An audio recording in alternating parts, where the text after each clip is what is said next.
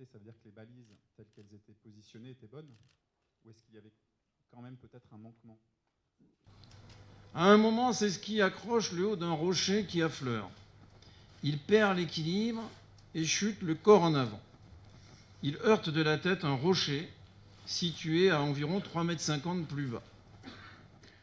Le rocher qui affleure et celui qu'il heurte de la tête sont à 8 mètres du bord de la piste.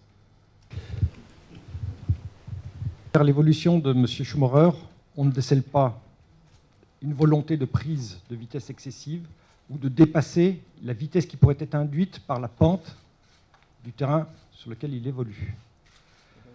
Voilà.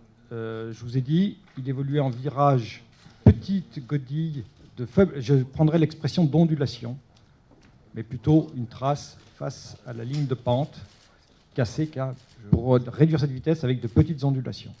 Et à un moment donné, il accroche des deux skis un affleurement rocheux.